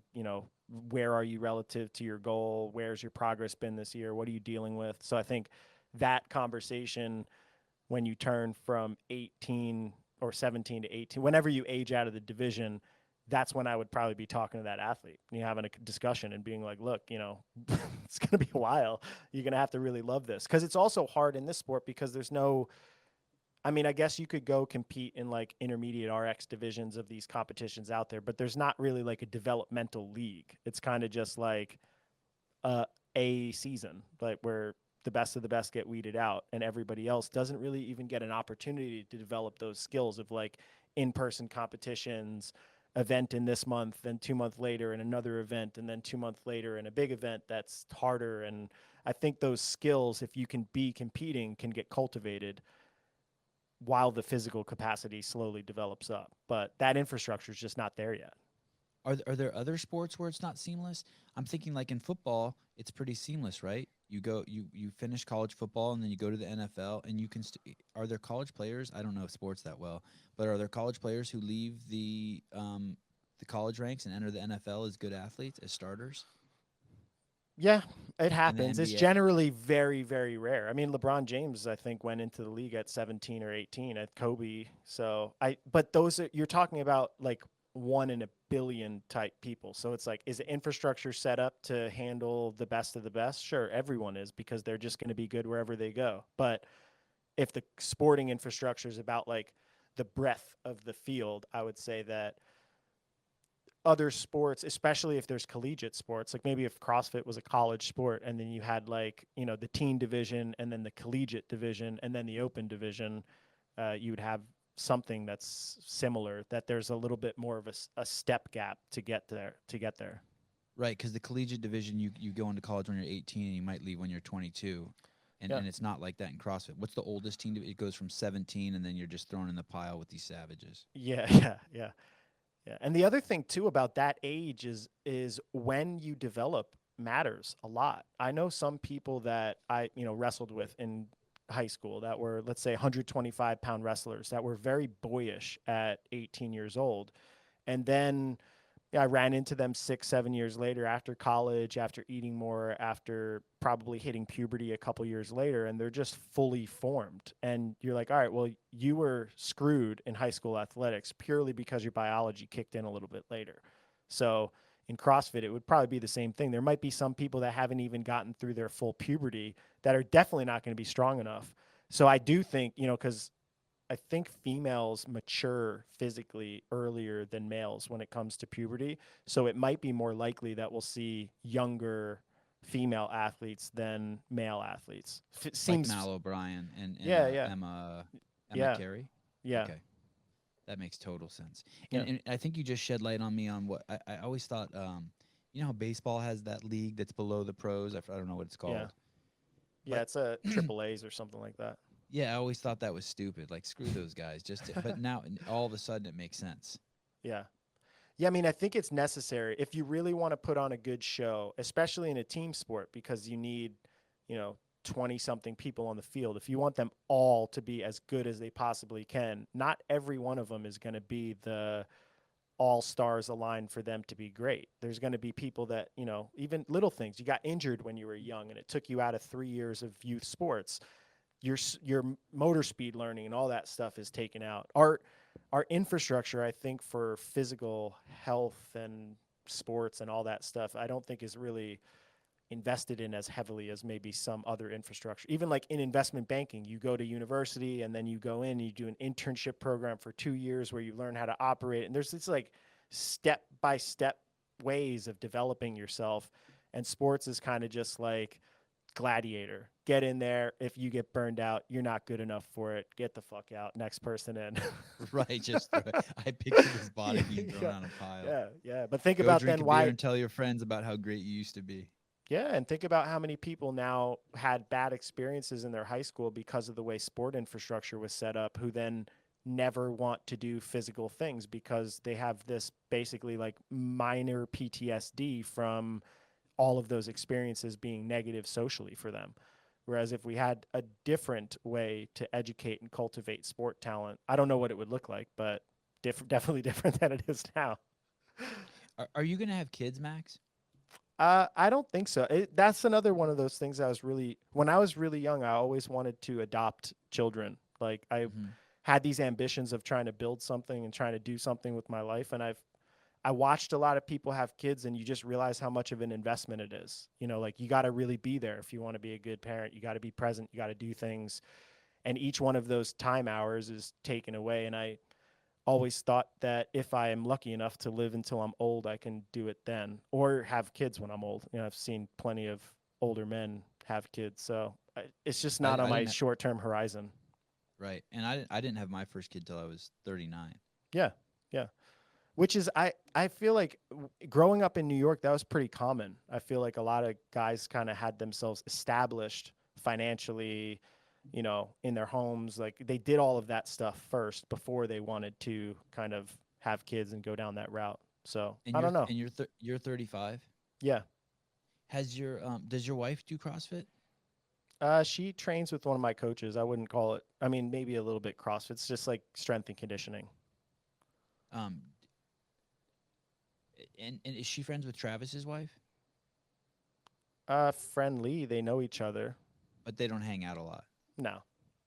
The reason why I ask is that's what triggered it for my wife. Being around a bunch of women who were breastfeed, like we never thought we would have kids either. And then she Well, was she around a bunch of previously women. had kids. Oh, okay. So I think that would potentially change that what you're talking about there. Okay. Okay. So she had the experience. Yeah. Okay, gotcha. Because man, Yeah, you get yeah. around Travis's wife, you start just knocking out babies. Yeah. Just start knocking out babies. So your dad comes to the country, meets your mom. They eventually have you. And how does your dad raise you? Does he put you in sports? Do you know? Were you an athletic kid? Yeah, I think I was like a little combination. I think I was more academic. Like I was sent to math camp when I was a little kid. My brother and sister, That's awesome. yeah, my brother and sister were more Those naturally words don't athletic. even go together, Max. Math camp. How about fuck you, mom and dad? Yeah, Why'd you yeah. say Well, math prison? yeah, it pretty much was. This is a very, very interesting because it's also like a big fish in a small pond thing. So you go there thinking you're a smart kid, and you go to John Hopkins and you see 7-year-old kids who have already graduated from college level math courses, and then you feel stupid. So it was like being the dumbest person at the smart camp. But it's a good place to be. Uh, so I think I was naturally more intellectual and cerebral. My brother and sister were 5 and 6 years older than me, and my sister went to Boston College on a volleyball scholarship, and my brother went to wrestle in college. Wow. So they were kind of my role models, and they were also fitness models. And I kind of got like chubby as a little kid, and I was a little bit more nerdy. And at some point, things just kind of started clicking physically more so. I think I don't know, came into my own and started doing well in soccer and football. Combat sports was probably the thing I was most gifted at in wrestling. But yeah, my dad kind of forced athletics on us when we were young. And it was like training, like in the gym, bench pressing, doing sprints until I was crying, throwing up. So it was like the hard route of developing physical education. In hindsight, there's a lot of things I'm definitely grateful for in that process, but I think I had my own issues with regards to that because I didn't really know how to make training fun. I didn't know that there could be a play aspect to sport and that it wasn't all about outcome. And that kind of governed, I think, a lot of the way that I coached over the years. You kind of come into maturity over time, and the experience allows you to look back and be like, oh, why do I do this? Like, why do I care about this? Like, what does it matter if they win or if they lose? And asking those questions of myself, I think, helped me cultivate the philosophies. So wrestling was your primary sport in high school? Yeah, I wrestled and I played football. I went to Lehigh University. I took third in New York State as a wrestler and went to Lehigh because they had football and wrestling, and played my first season as a middle linebacker with Lehigh, and then went into the wrestling room for like 2 or 3 weeks, and I was just like, I was burnt out. I had already broke my ankle, had knee surgery, broke my wrist, had multiple concussions, had a labral reconstruction. I hated cutting weight because I wrestled at 197 in college, but played football at 240. I think I was just a horny young kid and wanted to go do horny young kid things and be with the girls. So all that stuff, I think, just influenced me to be like, all right, I'm not going to be an athlete anymore. I'm just going to dedicate myself to Being, academics. oh, I thought you were gonna say to being a horny young boy. Yeah, Um, that too. That wasn't a full commitment. That was just like half commitment. um, how tall are you? 5'11". Man, 197 is that's a tough class to wrestle in, right? Yeah, yeah. I mean, I, it was just I was naturally adept at it. It's always kind of called me back to like after I graduated from high school or from college, I kind of got the itch to go back to it because I had always had such success at so quickly.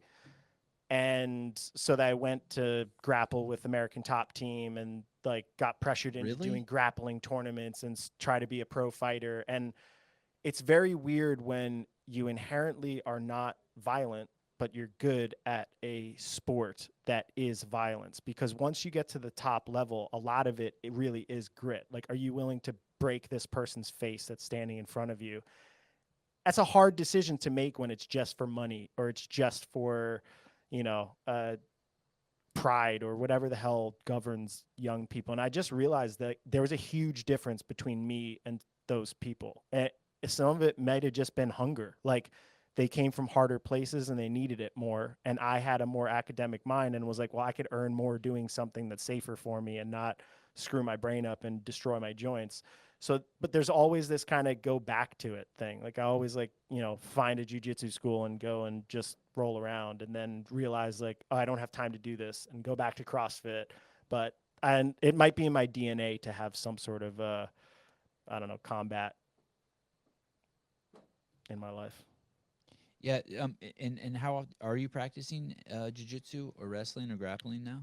I was with a gym here until the open started. And once the open started, I was like, I can't drive 30 minutes out there, come back, do the session, come back. The classes were late at night. So I just kind of had to prioritize away from it. I just moved. So maybe I'll do it again or maybe never again. I'm not really sure. I always kind of practice the motions that I learned from that to make sure my body can do it. But at this point, it's not really about the combat anymore. It's about the movement and the connection and meeting people and learning new skills. And so it's different now as an older dude. Not that I'm super old, but it's definitely not like when I was 21 and was like, I want to fucking kill people. Do wrestlers have more grit than football players? Does it require more grit? I think it's position dependent. I think there are some very, very successful offensive linemen in football that are super gritty and will like, fight at the line. But I think on an average, wrestling is probably the toughest sport in terms of just intensity and pain and discomfort that's required to be good at it. It's a trip that you come from combat sports where basically the sport is dependent on someone trying to stop you from what you want to do, and now you're in most sports are like that, right? But now you're in this one sport. It's a trip. It's there's no one trying to stop you. Yeah, you just It's all go. it's well, it's just you. Yeah. Yeah, it's just. Especially the body weight stuff, right? Yeah. Especially the running and the air squats, and you don't even have to deal with weight and the pull Yeah. ups. It's Yeah. just you, and you're basically just battling yourself, right? Yeah. Yeah, I think well, I am It's a battling different kind of myself. grit, right? Yeah, Sorry, well, say that again. I was going to say I am battling myself when I'm in those positions, but I think it's cuz I have the psychology of somebody who was raised in combat, whereas I think the most successful CrossFit athletes or people at CrossFit are more race mentality people. How do you efficiently get through this work while using as little energy as possible and moving as fast as Mm. possible? So I don't think that my experience, or probably your experience, is the same as what we see the best of the best doing. And you can't Right. just replicate it. You know, I am alongside Travis and Noah and Sandra for so many of their training sessions. And in spite of observing that and talking to them and watching how they tackle it, I can't do those same things. You know, it's not just like you just automatically think that way. I think you're given a subset of skills mentally and physically, and some people are wired to do some things and some people are wired to do other things. And some people, like CrossFitters, are very wired to do everything but nothing at like the peak level. And yet they try. Yeah, well, they push their peak in each thing, but I mean, I think all of them would, you know, actually, yeah, they would try. They probably would try to think they could beat a 100-meter sprinter until they're mature, and then they know. Oh, that's interesting. Till they're mature. Yeah. Um, how did you stumble upon CrossFit? Fight Where did conditioning. your and someone at American Top Team was doing it or something? Yeah, so Charles McCarthy ran the school in Boca, and I did most of my training there. I went down to their Coconut Creek, like their main location, a handful of times, but I was doing most of my training there. And the owner of CrossFit Delray Beach, my friend Dave Hochberg, came into the gym, and he was just talking to Charles. It's like, hey, this guy's, you should take him to your gym and like show him this CrossFit stuff. And I went to the gym. They set up Fight Gone Bad. They had the board up there, and the best score in the gym was like 280 something. And they put 95 pounds on, and they were like, if you can get like over 300, you are a badass. And so like I was like, okay. And of course I like exploded like every CrossFitter probably for their first time. Like one round, 5 minutes, like okay. Then the 1 minute break, and the last 11 minutes of that workout was just like the most torturous experience I could ever explain. I think I got 297 and was so pissed off at myself that I went out into their back and I strapped a tire around myself and started doing tire sprints in the back of their gym, because I was like, that was just the kind of kid I was. Like I was just in a competitive, angry headspace all the time. So that was my first introduction to CrossFit, and then I think the competitive bug moved from combat to that because there was no contact. It was not like you getting kicked in your head type thing. It was just train. But you still beat the best score in this in the at the gym. I believe so. It was Dom like 280 Dom something. Popiel was my training partner back then, who was another regional athlete. So if he ever listens to this, he's the only person that could probably confirm that. Otherwise, somebody might call me out. You didn't win. You took second. And when did you do your second workout? I think the next CrossFit workout. day. I don't actually remember how many times I went originally. I know in the course of the first like month, I would go whenever my body had healed from the last time I did it, because I was so sore. And I remember I did Annie, or not Annie, Angie, the one with the 100 pull ups, 100 push ups. That's Angie, right? I don't know. Okay. Well, I I know did that Fran. one. Yeah, I did that one. I did Fran. Uh, I did 30 muscle ups for time. Like I just started testing out all of these things. And then after like a month or two, Dave told me that he was like, hey, there's competitions for this. Like you'd be pretty good. There's this guy, Jason Kalipa, who's kind of built like you. He won in 2008. Here's some videos of shit that he did. So I started doing those things. And, you know, I had like moderate level regional athlete success. That'd be the best way to describe it. So like success inside the gym and like the local community. But at the highest level, I was just too big and those guys were just too good. So I moved to And coaching. when did you make the jump from CrossFit to OPT I think it's called OPEX now, right? Yeah, so I in 2010 I started. Sorry. So what year was your first CrossFit workout? Sorry, I gotta think it get was the timeline '08, here. '08 Okay. or '09. Okay. And then I went to the games in 2010 as part of a team. And then 2011 I did regionals. Sometime in that, I think it was between 2010 and 2011, I hired James, because I was just looking around. I'm like, all right, these people are training in this way, but this is what the competition is. And like within a couple months, I had already snatched like 285 or something like that. And I was already super strong and super good at all the like things a lot of the people that are good were working on, but I was really bad at the body weight based conditioning. And James's name kept popping up as somebody who knew endurance sports and how to develop muscle endurance. So I hired him as a coach for like probably like 8 months leading into regionals, did regionals. He came out Was to he the living in gym. Canada at the time when you did that? Yes. Yeah. Okay. So he lived in Canada. And then after that regionals, he came out, did a seminar. We had a pretty good vibe. And then he hired me to be the GM of OPEC or OPT when they moved from Canada to Scottsdale. So I was Okay. there in 2000, from like 2011 to 2013, like a 2 year period So out you there, must have really impressed him. I guess. Yeah. I don't know. Yeah. I mean, anyone can say what they want about James. He, from the outside and the little bit that I know him, the guy's not cutting any corners, and and uh and he's thinking about stuff, and I could see why the two of you would cross paths and hit it off. You guys are both thinking about shit, right? Yeah. Yeah. We had a good time You doing want to look research at. there. And yeah, Sorry, go ahead. Sorry. I was just saying we had a good time doing research there. We would read books, combat about them. We kind of like training partners too every once in a while. He was like on the decline of his physical performance curve because he was, approaching 40. And I'd stopped competing, but I was still like just younger. And so we would like come up with workouts that we could compete in that were a little bit of conditioning and a little bit of weights that weren't super heavy. So it was a good vibe for a couple years. And then it just wasn't. And it was time to do my own thing. And how much of your growth before you went to OPT had you done your L1? Yeah, I did my L1 in '09, which was the first one that they did the testing in. It was in Brooklyn.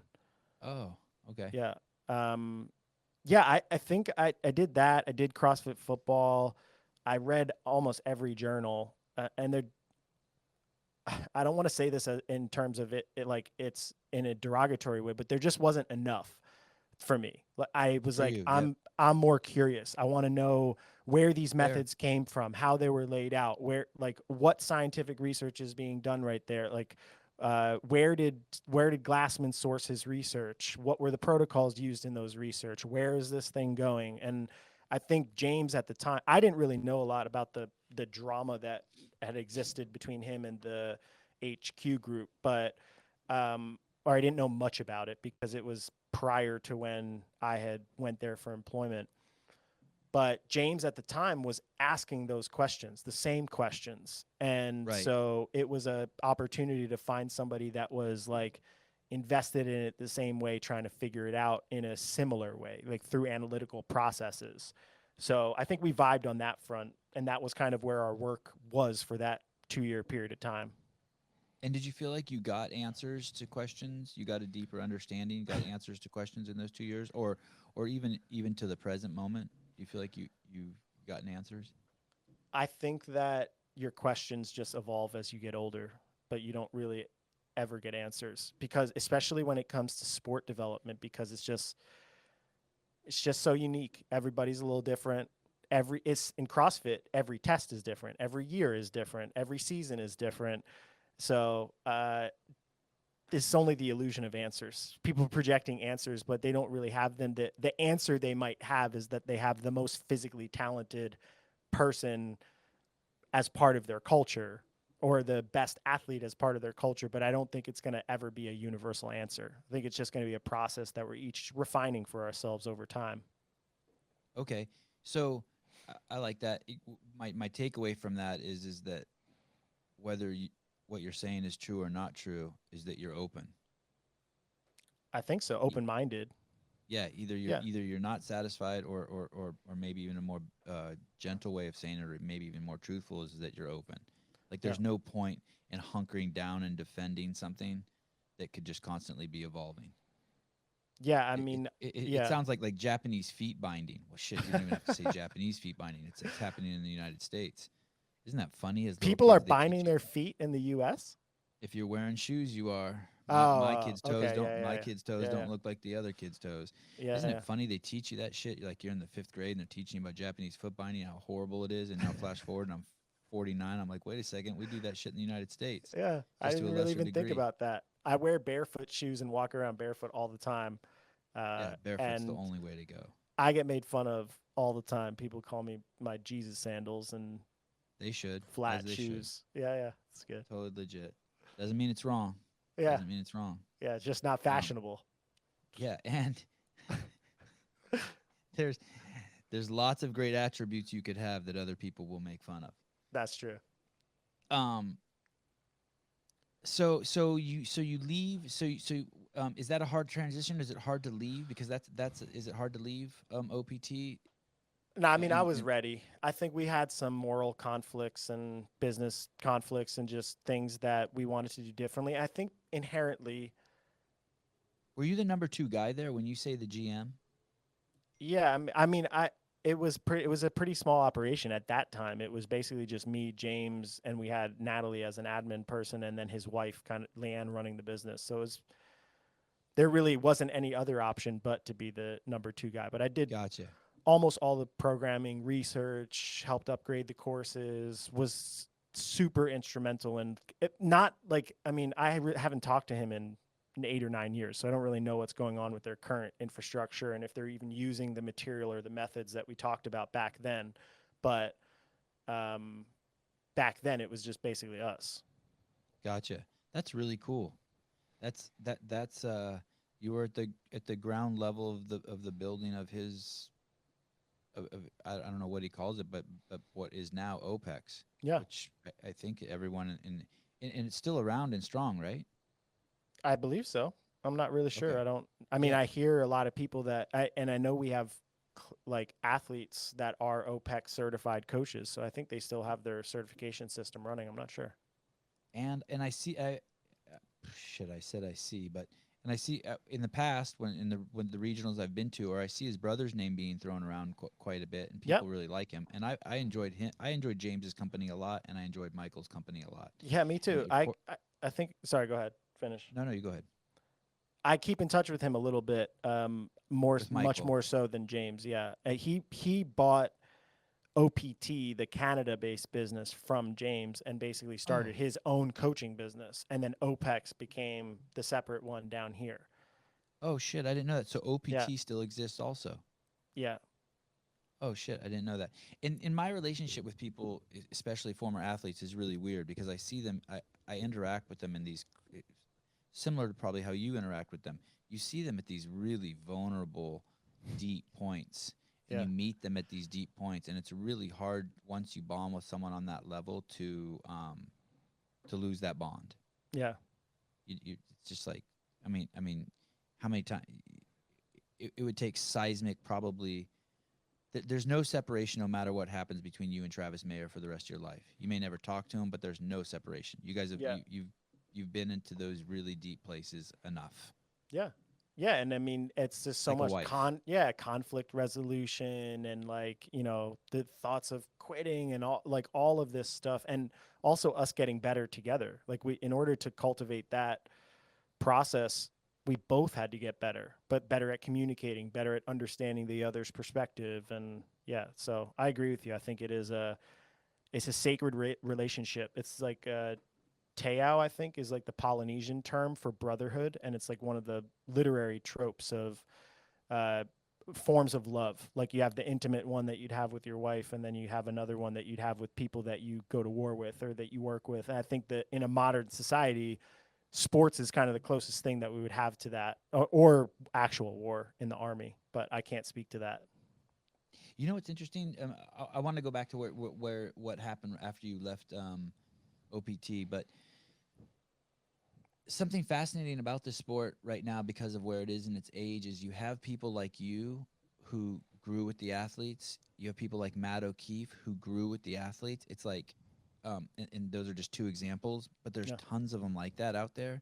yeah, That this thing grew So if you become but my point is if you become a professional football player and you get an agent, your agent's been around for 30 years, right? Yeah. Or 20 years, or maybe he's a new agent, but he was still an understudy for 20 years. And your coach has coached everyone under the sun and been doing it for 50 years, or he was a protege. And it's not like that where we're at in this stage in the sport. Yeah. Everyone is defining it as we go along. Everyone has to, like, if you want to push forward, and I guess you're a good example of this, you have to be willing to take a step forward into the dark. You could Yeah. probably become an amazing NFL football coach by just mimicking what other people have done. You kind of can't do that in CrossFit. Yeah. You kind of have to be like, okay, I can't see in this room, but I'm going to walk in there. Yeah. For sure. I mean, it's been super stressful and anxiety provoking. And I'm naturally, I think, or maybe not naturally, but as a result of my nature and nurture environment, was very worrisome and anxious as a person. And in the early days of CrossFit, I used to hate that. I'm like, why can't we have a regimented structure of what it means to be a good CrossFit athlete? What is fitness? We have a definition. Why don't we have the same thing for athletes? Like, here's the season, here's how it rolls, here's how we're testing, here's why we're testing it. I hated it. I hated the chaos. I hated the random throwing shit in. But now I kind of actually enjoy it. I'm like, all right, well, fuck it. I'm going to be better at dealing with this chaos than other people. Like, let's get into it. So it definitely has evolved and shaped.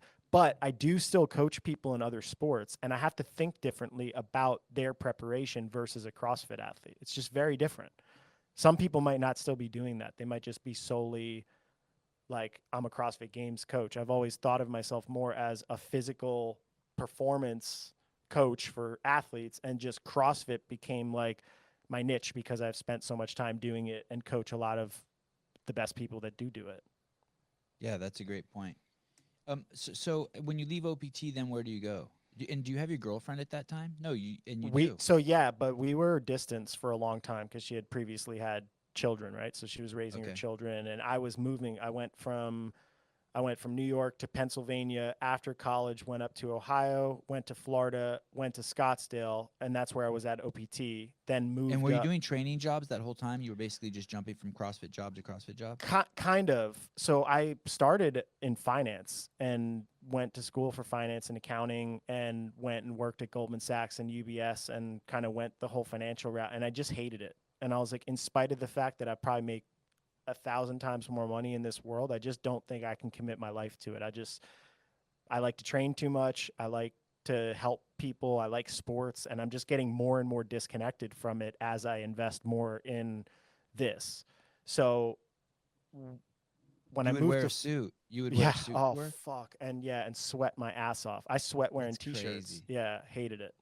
Um, anyway, so I went to Florida, and I was mentoring under my friend's father, who was a very, very successful entrepreneur, and he was trying to teach us how to set up a business. And I was just basically taking all the money I earned, going and training MMA, training CrossFit. Then I started doing personal training in the CrossFit gym. Then I set up like a one-on-one coaching in the CrossFit box. So at CrossFit Delray Beach, there were members that wanted to get better at lifting. So I started teaching lifting seminars and just kind of went that route. And that was the start of it. Then OPT was in Scottsdale. So it was really only Florida and on that I was doing training stuff. Went to OPT, left OPT, went to Excel Fitness, which is actually where the Buttery Bros now, I think, are headquartered. There's a gym called C2X CrossFit inside of there. And their previous owner had The hired Buttery me, Bros are headquartered somewhere? or like not headquartered, they live in Utah and work out at that gym. So I call that their headquarters, but I Okay. think that's where they train, Okay. or one of them. Okay. Sorry, It's okay. I miscommunication. just I liked it. It got me all excited. I was No, just no, picturing no, this no. big old tub of butter and margarine and Heber in it. Go No, no. on. Because Yeah, they already so got the truck. They already got the truck. All they yeah, need is just a vat of butter, a building that just looks like a a vat of big butter. tub, like a big hot tub Yes. of butter. Yeah. Yeah, so I went there on a Although consulting I don't think agreement. that that's what Buttery Bros is referring to, like that kind of butter. I don't think so either. Have you? Anyway, there's a great joke there, but go on, go on. I've already used it a few times, and I love margarine and Heber, so I shouldn't drive it into I- the ground. Okay. The so I went there on a consulting agreement, and then simultaneously was setting up training think tank, because a lot of my athletes from OPT were like continuing to work with me, or I was on Barbell Shrugs, so I was still getting inquiries of people wanting me to coach them in the CrossFit realm. So I Oh, so set you up, were a regular on that podcast too? I went on there twice. Oh, okay. One time when I worked for OPT, and then one time right after I had left. And the one that I Okay. went to after I had left, people were just inquiring after that. So Okay. I kind of set up my own little like training think tank, which was at the time, it was just a vision. Like I had this idea in the political realm or in finance. There's things called think tanks where they basically have like very difficult problems that you're trying to solve, like, whatever it is, global warming, or, economic policy, or whatever it is. And you just get a bunch of people in to think about and come up with decisions as to how to move forward around that problem. And I wanted to create that same concept around training. And it was to improve the health of society, improve athlete, just like the investment that we put in athletics themselves. Because for me, it was a catalyst for growth and self-awareness and understanding my body and working through mental health issues. Like all of that stuff was so valuable to me. And I felt like it could have been done better if done at an earlier age and done with a little bit more mindfulness and intellect. So I wanted to create this platform to professionalize that whole system of being a coach. Cause I was always made fun of. Like people would tell me that I was throwing away my mind by going into training people, and I should spend my time in finance making money and retiring early. I'm like, yeah, but then I'm not doing what I love to do. So why is it that we are essentially creating a societal structure that is stopping people from doing things that could benefit from society and not compensating them well? So I wanted to try to figure out how to fix that, which is where like Was your training dad think one of tank those people, Max? for sure.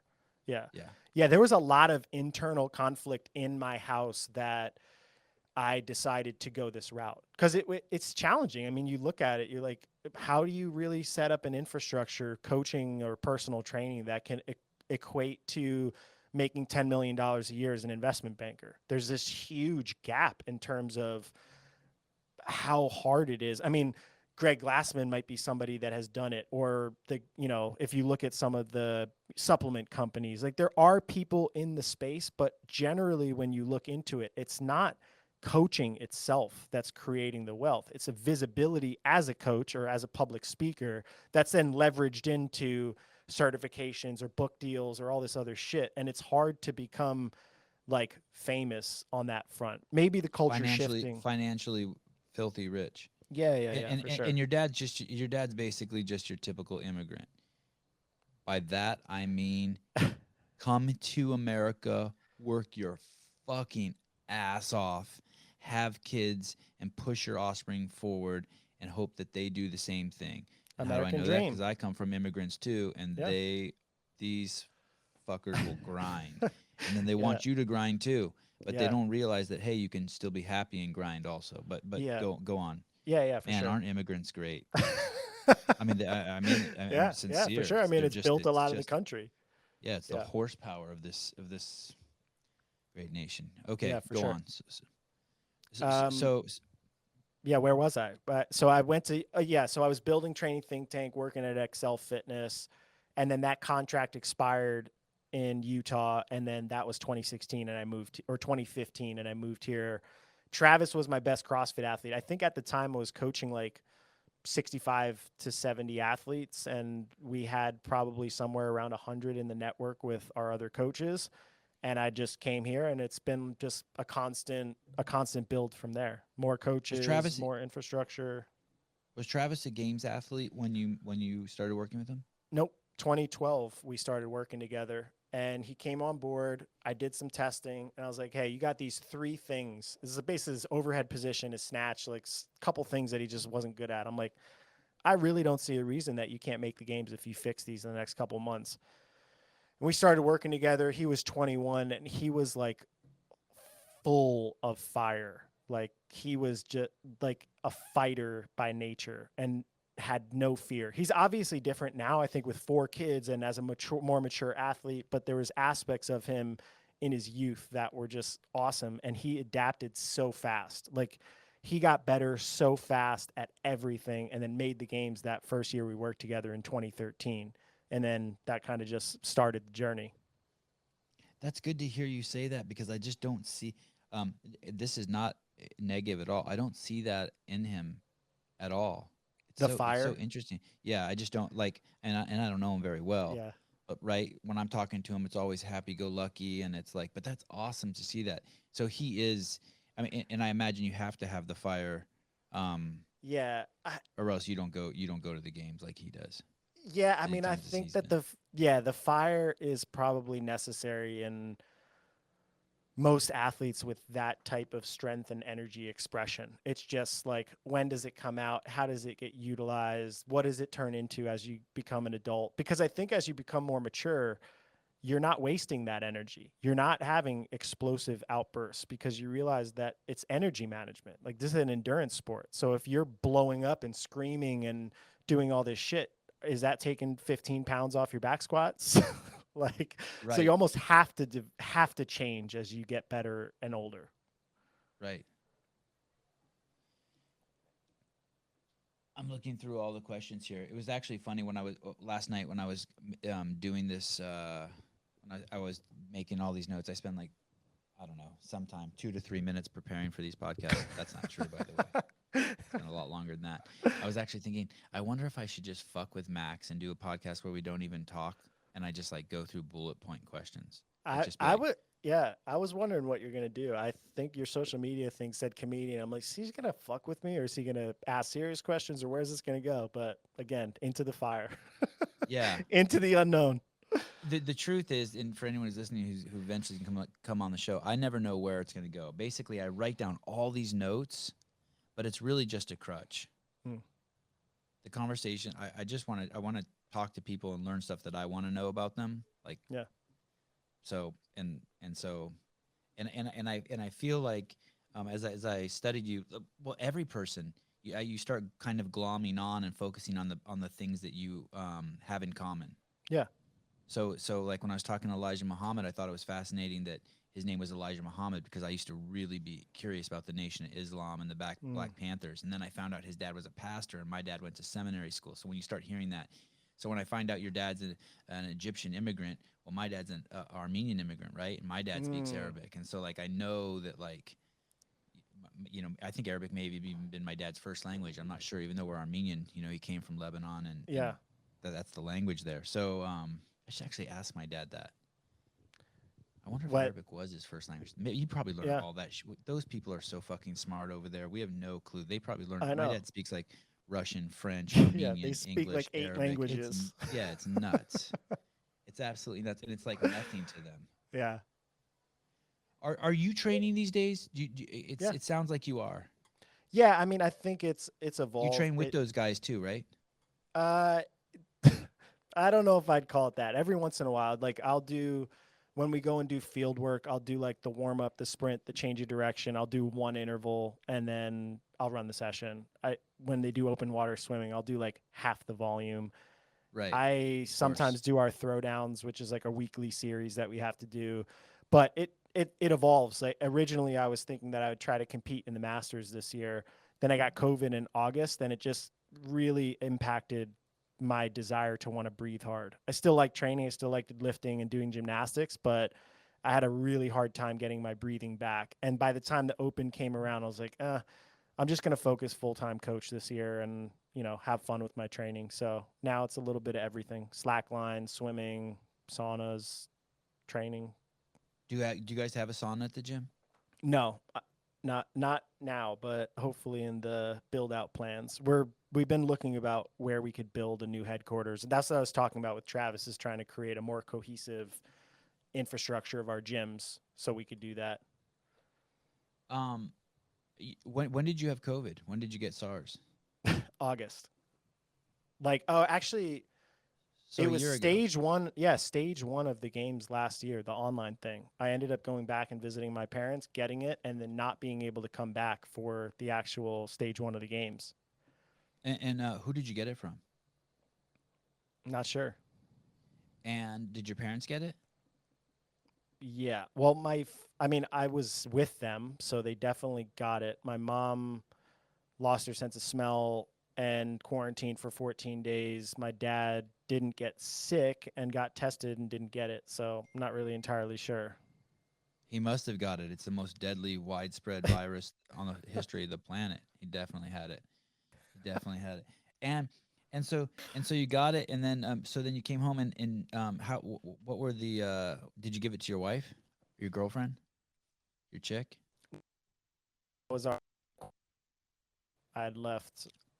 I Oh, must so have you got it stayed in there. transit. Yeah, stayed there and Oh, did my quarantine there. okay. And then and how bad was it? It was like it was a very strange sickness for me because the actual sickness was just like a really bad flu, maybe a day or two, but the Hmm. fatigue lasted for a lot longer, maybe like 10 days. Then I started getting my feet back underneath me and I felt normal. The only thing I couldn't do was breathe hard in training. Like I don't know if it was psychological or physiological, but I felt like the second my heart rate got elevated, I felt like I was hyperventilating. You know the feeling like of panic you might get if you were doing Yeah. underwater breath holds or something like that? I would get that almost instantaneously. And Oh, I was sure. just at a point where I was like, you know what? I'm just not going to do that. I can just do I had access to so many other different types of training. I'm just going to feel good and not worry about stressing my body out cuz it just went through that. So So you would do that like some strict. You would still work out some strict pull ups, bench press, push ups, just yeah, for sure. Yeah, might just do like some martial single arts, squats. positional stuff, single leg squats, rehab drills, swimming, just mixing it up. Chill. Yeah, not Stuff that's kind of stuff that would yeah. kill your average American, but for you is just chill, Yeah, well, it's chilling, chill relative to CrossFit. right? CrossFit You needed is to move. You needed to move to feel like Max El-Haj, yeah. but Well, but yeah, I think I've either developed an addiction to exercise or for whatever reason is like a form of medication to me. If I don't move, I really struggle with anxiety, some depressive thoughts. My emotions go haywire. So part of like my mental health practice is exercising. And so when I remove that, it doesn't feel good. So I have to figure out, okay, well, what can I do? Is it manual labor? Is it, moving things around? Is it going outside and getting on the slack line? Just something. do you like doing podcasts? Yeah, I think so. I mean, I like hearing people's stories. It's different doing it on this side. Like when I do my own podcast, I get to like you went through this whole thing and I know the point of it is for you to be able to share my story or whatever it is, learn whatever it is about me. So I'm on the answering side and I'm like spilling myself out. I like in my podcast being in that role, being able to hear other people's stories and learn from them. I think I generally like listening and learning from other people more than I like talking about myself. But it's all good. It's all part of the process. They give me anxiety. Oh, I get anxiety too, for sure. But especially before they start. But once I'm in Yeah, it, I feel a little bit better. yeah. I sat down in this chair and got up like 5 times before we started, and To it's pee. so weird. I, everything Yeah. like I'm too cold, I'm too hot, but really I know it's like holy fuck. I wish we would just get this thing fucking started because the first few seconds are just atrocious for me. I'm fucking like crawling out of my skin. Yeah. And I always think that it's going to be easier when I'm on one than when I'm like hosting one, but it's actually not because I feel this crazy obligation to the person to Mm. be at my. I Be feel at your more best. obligation when I'm.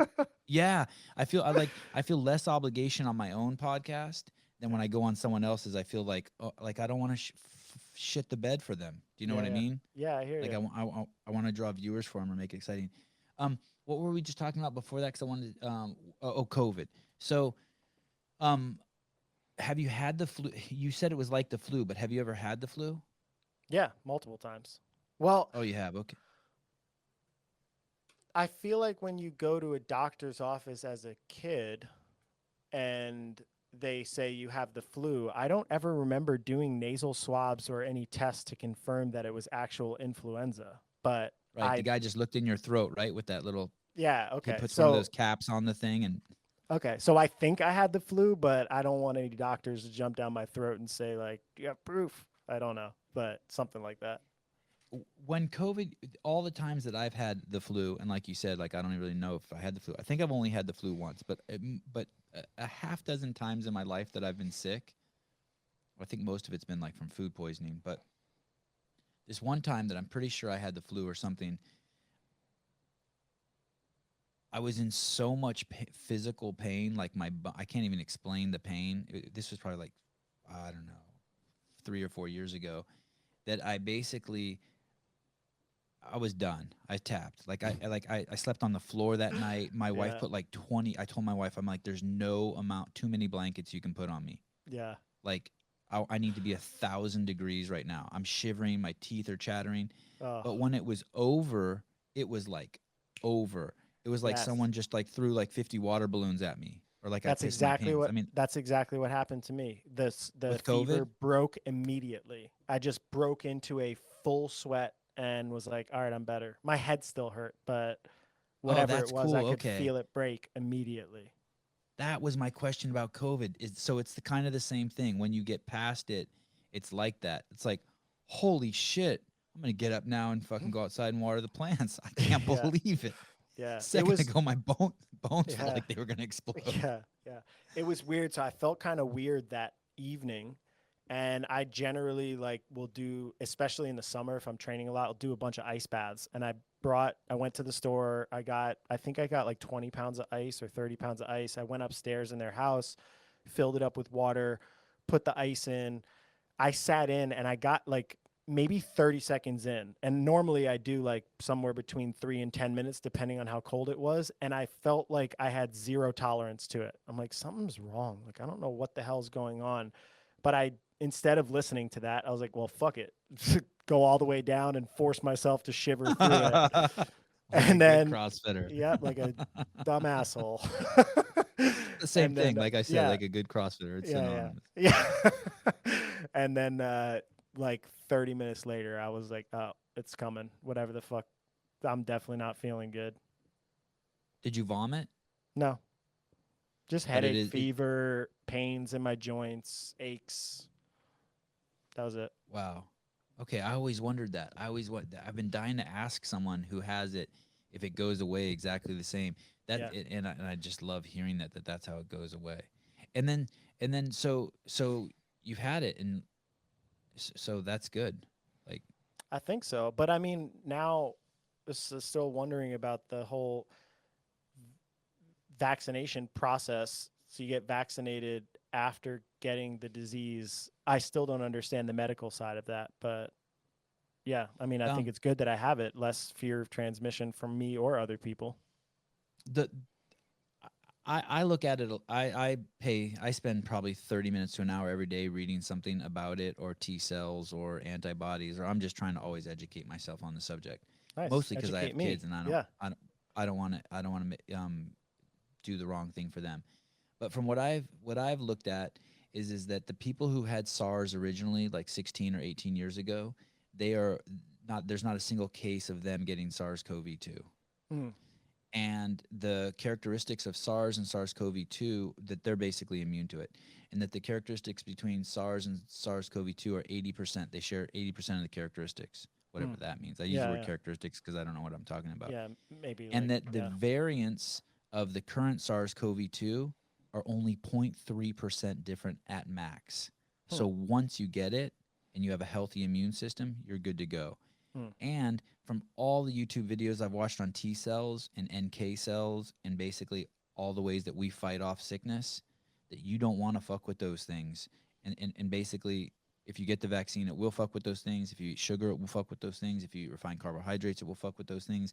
But basically, those things, once you get the sickness, um, your body, and someone can correct me, it's your thalamus, your hypothalamus, but it basically makes a record of every bacteria, virus, anything shitty that's been in your body and it's killed once. And then after that, it will, the second you get it again, it will fucking go find it, as long as you have a An healthy immune system organism. that's working. Yeah. Yeah, it will go and just destroy it. And basically, your antibodies aren't even close to the first line of defense. Yeah. So that's why we see so many people who are asymptomatic. And that's why, especially for my kids, I, I, I want them to get it, right, because I want them to, like, now they can fight it off no problem, and then they'll have 80 years of innate immunity to remember it. Yeah. But I'm not. But it's no secret. I'm not a fan of injecting myself with something that's been created by a medical community that's the third leading cause of death in the United States with 250,000 deaths due to medical errors every year, and the fact that we're already in this, health space and we take care of ourselves. So there's no secret there, kind of like what my bias is. Yeah. But congratulations for fighting it and getting it. And I think that as long as you take care of yourself, We'll see. I think now you're Yeah. bulletproof. Yeah. Yeah. 2 hours on the button. All right, man. Well, it was a good 2 hours. Good. Did it fly by for you? Yeah, it was pretty quick. I haven't eaten yet today, so I started at the end. I was like, I'm getting kind of hungry, but Do you have to pee? no, I'm good. All right. Just do you?